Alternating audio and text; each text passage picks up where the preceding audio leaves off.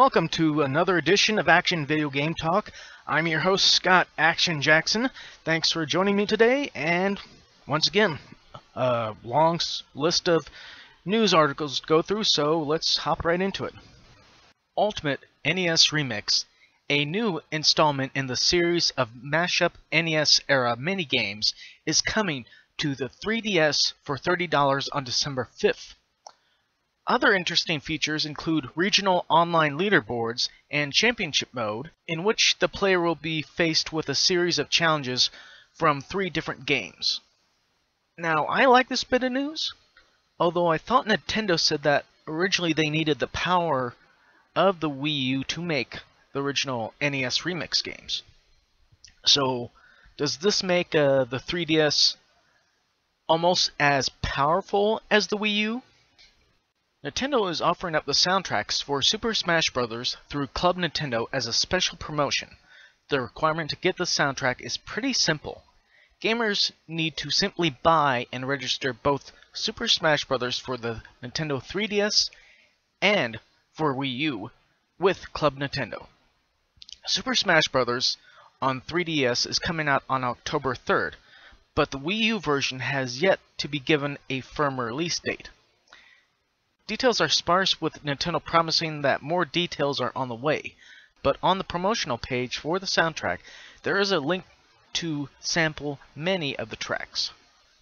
Nintendo has done stuff like this in the past, where you register your copies of games and you can actually be able to get something for free. Now, this is something that everyone who's wanting to get both the 3DS and the Wii U version of the Super Smash Bros. Needs to get on. Now, of course, we all know that Nintendo hasn't revealed an actual release date for the Wii U version, but we do know it's during the winter. And what I read here is that the promotional page for the soundtrack has links to many of the tracks, which people can go and give it a listen to see what they have that's going to be on the soundtrack or soundtracks. I know the image pictured showed, I guess, a red disc and a blue disc. So this might be a possibility that it could be a soundtrack for each version. It seems that Nintendo is through playing games, at least when it comes to moving hardware. The company announced that several new hardware bundles will be hitting retailers. Starting in mid-September, Nintendo will offer a Wii U bundle at retailers that includes not just the console, but physical copies of both Super Mario 3D World, but also a copy of the original Wii U bundle title, Nintendo Land, all for $2.99.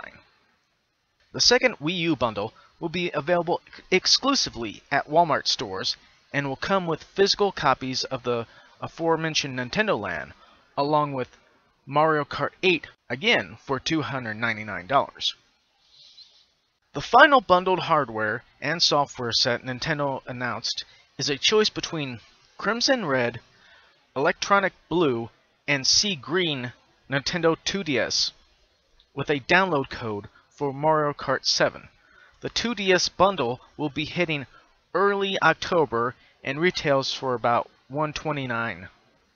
My biggest issue with these system bundles is that not a single one was announced with the Super Smash Bros. Game.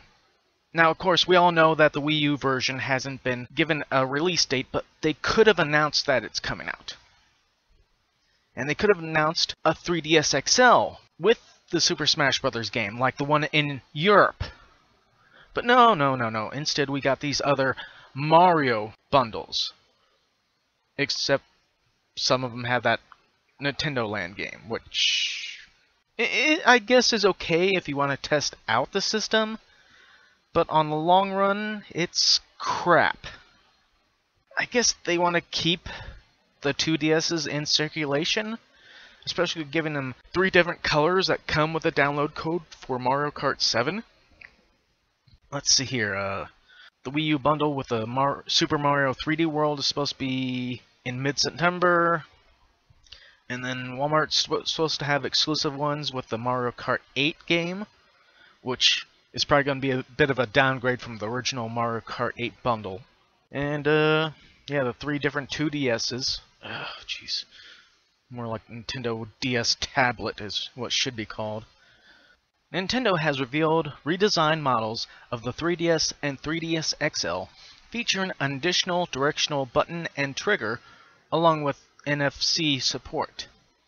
Referred to simply as the new 3DS and new 3DS XL, the refreshed handheld models purport to feature an improved screen enabling the 3D effects to be viewed from more angles than before.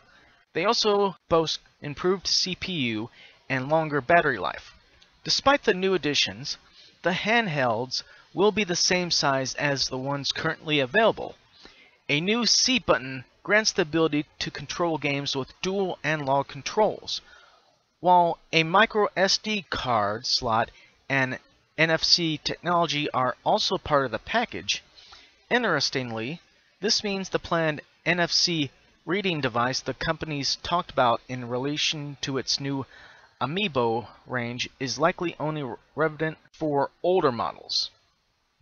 Nintendo UK PR has confirmed we won't see it before 2015, but a Japanese release is expected first.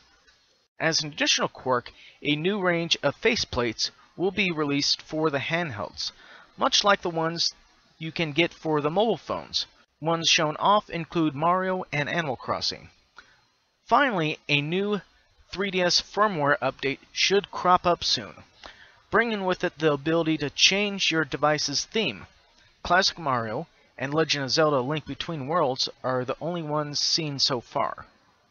Calling this new 3DS and new 3DS XL is a bit fucked up. I mean, if you want me to be honest here, I don't like this idea. I've seen the images that they showed and the video for this new 3DSs and the additional, I guess, what was it, a directional button? I thought it was a dual stick. Yeah, the additional dual stick and this, I guess, C button is not really necessary, man. I mean, of course it's nice when they want to try and upgrade the stuff, but you don't have to do something that seems kind of pointless. To me, this is a horrible idea, but if Nintendo wants to try to improve things, okay, fine. Go ahead. Monosoft's Xenoblade Chronicles, an RPG that originally released on Wii in 2012 to rave reviews, is heading to the new Nintendo 3DS, and will not be compatible with previously released versions of the hardware. The game will take full advantage of the machine's new speed and C-stick functionality. The game is slated to drop at an unspecified time in 2015. No details were provided for other regions. Nintendo must love pissing people off, especially their customers. See, according to this, everyone who wants to play this game has to buy their new Nintendo 3DS with its special C-stick. Special, jeez. It's fucking smaller than the standard buttons on it. I don't understand that. I mean, I know doing this makes Nintendo more money. People would have to trade in their original 3DSs, 3DS XLs, just to try and upgrade their system to this new one. Which, you know, we know has happened before, and which will probably keep happening every time that a system gets an update. Nintendo has announced that Bayonetta 2 has a firm release date of October 24th. The title will make its previous October 2014 release, arriving at the tail end of the month. Bayonetta 2 for Wii U will come bundled with a copy of the original game Bayonetta. Nintendo and developer Platinum Games have also included Nintendo cosplay options for the Witch. Now, I remember playing the first Bayonetta game on, I think it was the 360. It was a fun game. I enjoyed it. Now the Wii U owners will get a chance to not only play the original Bayonetta game, but the Bayonetta 2 game that's coming out October 24th because it's bundled in with it. And I saw some videos and images of some of these cosplay costumes. Some of them include like the Legend of Zelda costumes. So yeah, this will be a good little get for Wii U owners. Peggle 2 was initially a timed exclusive for Xbox One. Then it came to Xbox 360. Now, after waiting patiently, PlayStation 4 owners can get in on the ball bouncing and ode to joying. The good news comes from a tweet from the official Peggle Twitter account. It's official. We're excited to announce that Peggle 2 is coming to PlayStation 4 on October 14th. No mention is made of other Sony systems like PlayStation 3 or Vita. But October 14th will be a joyous day for PlayStation 4 fans. I mean, I could care less about this Peggle stuff. Some of these games like this I could really not give a crap about. I mean, I know there's some fans out there that love these Peggle games and will probably be getting them when they come out. But it is strange. I mean, they said that it's coming out for PlayStation 4, but no mention of the other Sony systems. Which is a bit strange. I mean, people were probably wanting this on the Vita and PlayStation 3, especially Vita, to play on the system as they go. Then again, what do you think the chances are of them announcing this for, like, the 3DS and the Wii U? At Sony's pre-Tokyo Game Show press conference in Japan, Nihon Falcom announced a new game that should please its dedicated JRPG fans. A new Wise game is coming to PlayStation 4 and Vita in 2015. We don't know the full title, or whether this is a core entry or a spin-off, but the short trailer showed the standard mix of monster battles and exploration, not unlike the last two entries. No North American release was mentioned at this time. I'm not a fan of these games, and I do apologize if I said the name of the title wrong. I'm not used to the Wise game or Eyes or whatever way you pronounce it. Now, I know fans of the franchise are going to be curious to see when they'll announce more info on this stuff. This should please some fans who have the Vita and the PlayStation 4. Dragon Quest's first new-gen entry is an action title from Omega Force, the makers of Dynasty Warriors. A special edition Dragon Quest PlayStation 4 console was also shown. Not much was revealed about the game during Sony's pre-Tokyo Game Show press conference, other than its new action genre. Some footage was shown from the game, and it looks very sharp and absolutely overflowing with enemies to defeat. Sony also showed off a special Dragon Quest Metal Slime Edition PlayStation 4 console to accompany the game. It's unclear if the game or the special console are planned for North America release. I watched the little teaser trailer that was shown off for the, I guess, pre-Tokyo Game Show, or maybe it was during, but the trailer itself made it look like, yeah, we're going to be playing Dragon Quest in the style of Dynasty Warriors. Just like that they did with the, I guess, Hyrule Warriors is a Dynasty Warriors type game too. So that's what we're more or less getting. Because it's apparently a bunch of monsters, I guess, invading a castle and you're defending it. Or at least that's the way it looked with the video that was shown. Now, I saw the picture for this Metal Slime Edition PlayStation 4 console. I don't know, I mean, the console itself does have a silver-ish look, and it has a few little details on the system, and this little slime thing is kind of on it. Microsoft announced that Xbox Live Arcade's surprise zombie survival hit from last summer will be making its way to Xbox One in an enhanced form called State of Decay Year 1 Survival Edition. Scheduled to release in spring 2015, Year 1 Survival Edition contains 2 downloadable content packs, Lifeline and Breakdown. It also runs at 1080p and features other visual enhancements. Undead Labs is also teasing additional content not in the previous version, but we'll have to wait until the game is closer to release to learn more. Another one of these zombie survival hits are being brought to a new generation system. Now this one was an Xbox Live Arcade game that is now being brought over to the Xbox One as a Year 1 Survival Edition.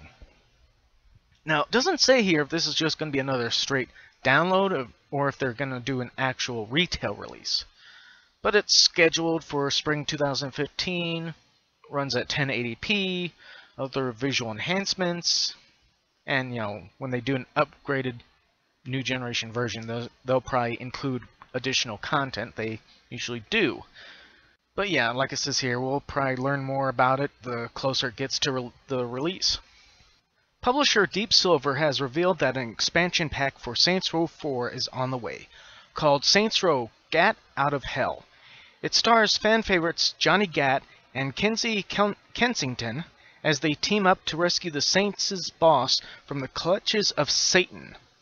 After a Ouija board game gone wrong, the leader of the Saints is kidnapped and taken to hell in order to marry the devil's daughter, Jezebel.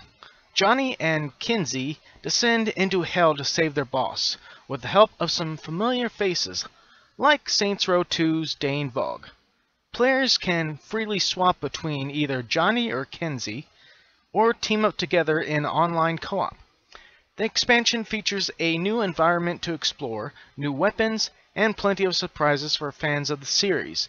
It releases January 27th for PlayStation 4, Xbox One, PlayStation 3, Xbox 360, and PC. So, a new expansion is coming out for Saints Row 4, which takes you to hell. And the expansion releases on January 27th for PlayStation 4, Xbox One, PlayStation 3, 360, and PC. For those wondering why this DLC is going to be for PlayStation 4 and Xbox One, this next article will probably help out. Deep Silver and Volaton are re-releasing Saints Row 4 on new generation consoles to coincide with the release of the expansion Gat Out of Hell. The PlayStation 4 and Xbox One game will feature all of the DLC from Saints Row 4, plus a few other perks. Saints Row 4 puts players in the role of the President of the United States, but your time in the Oval Office is cut short when aliens attack. The rest of the game has you exploring a simulated version of Steelport, the city of Saints Row III, gathering superpowers and storming around like a superhero. Saints Row 4 Re-Elected brings all of that to the new crop of consoles, plus DLC, community challenges, and an improved, though slight, to the graphics. If that isn't incentive enough, think about this. The expansion Gat Out of Hell uses your Saints Row 4 save data to bring your version of the boss into the cutscenes. Since Saints Row 4 didn't appear on PlayStation 4 and Xbox One, you'll need to get re-elected if you don't want to see a stock version of boss in those versions of Gat Out of Hell. Re-Elected hits January 27th, the same day as Gat Out of Hell. It costs $30 individually and $50 bundled with Gat Out of Hell. This seems to be an ongoing thing with some games being brought over to the PlayStation 4 and Xbox One. Now, like the previously announced Sleeping Dogs title that's going to be brought over to the new generation consoles, this also has all the DLC, plus you can get it bundled with the new expansion pack that was announced, the Gat Out of Hell. Now, I'm liking this idea. Of course, some people probably don't really like the idea of them porting stuff and not making stuff, but they are making some games for the PlayStation 4 that aren't ports. Don't worry about it. Rockstar is currently preparing to drop the massive city of Los Santos onto your PlayStation 4s, Xbox Ones, and PCs this fall. But it might not be a simple port. If nothing else, Grand Theft Auto 5's upcoming re-release could have updated audio, tracks, and music. Nonstop Pop FM is one of Grand Theft Auto 5's radio stations. The station is hosted by British model Kara Devalingi, and she recently took to Twitter after heading into the Rockstar studio to record some updates. Now, this is one of those cases where an actual port isn't going to be just a simple copy and paste with updated graphics. Rockstar is going a little bit further, well, at least as far as this, with updated radio tracks. Now, this is going to be a nice little feature for those of you who actually, cruise around in the cars and vehicles and just listen to the actual radio play. During the Inside Gearbox software panel at PAX, the studio announced that the upcoming shooter, Looter, would have 4 post-release add-on content packs and a season pass granting players access to all the new content. Following the release of Borderlands the pre-sequel on October 14th, the game will get 4 add-on content packs that will include new characters, missions, and experiences. Each set of DLC will retail for $9.99. But players can also purchase the pre-sequel Season Pass that will include all of the content for $29.99. Players who pre-order the game will get the Shock Drop Slaughter Pit bonus content, which will also be sold separately. But it will not be included in the Season Pass.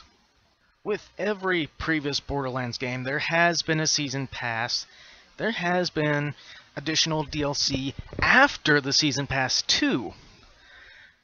Now the question is, how much DLC will they be making for this game once the first 4 get released and put out? Will they include an additional 4 more, or will they go even further?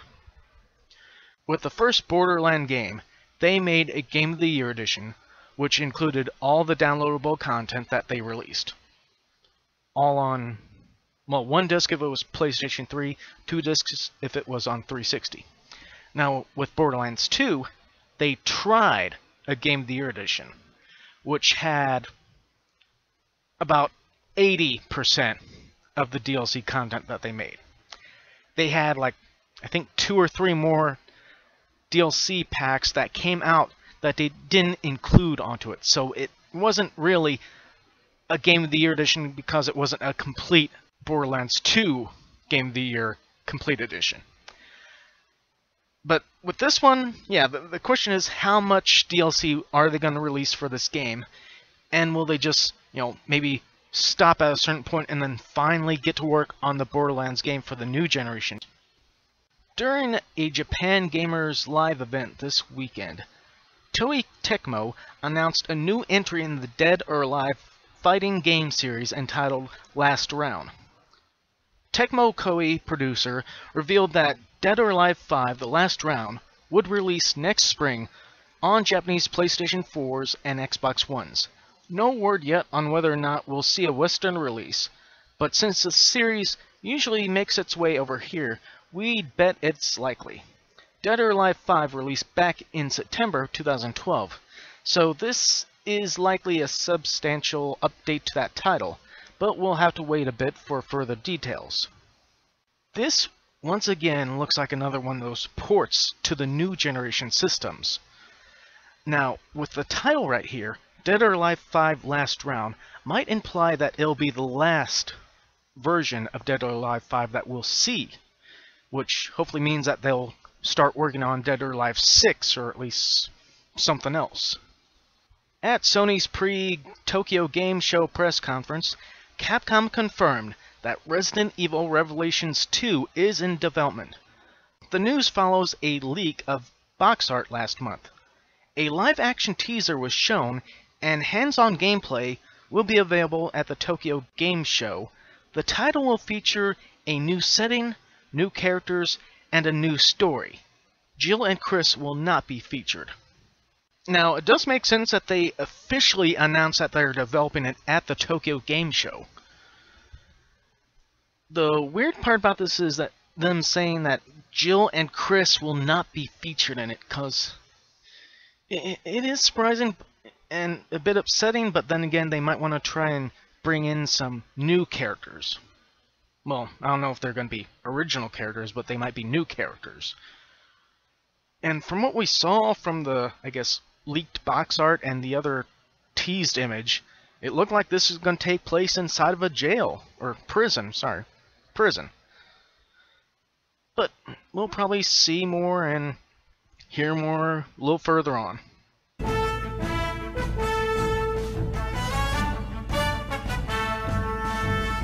Alright, on to the new, well, major new releases of this week. We have The Sims 4 on PC, Dead Rising 3 on PC, Velocity 2X for PlayStation 4 and Vita, Warriors Rachi 3 Ultimate for PlayStation 4, Vita, and Xbox One, Joe Danger for the PlayStation Vita, Cubemen for the Wii U, Warframe for Xbox One, and Dance Central Spotlight for Xbox One. Another episode of Action Video Game Talk wrapped up. Thanks again for listening along. Once again, down below, I'll have the link for the Facebook page if you want to check that out. Also, later on, I'll have links for the separate news articles if you want to check those out. Go and leave comments down below if you want to leave your opinions on some of the subjects. Also, go ahead and give us a like if you want to, and subscribe to the YouTube channel. And also over on Facebook, you can go and like that page and follow any kind of weird news that might be coming up. For those gamers who know, next week will be the launch of Destiny, and do not be surprised if there's going to be a lack of news because of that.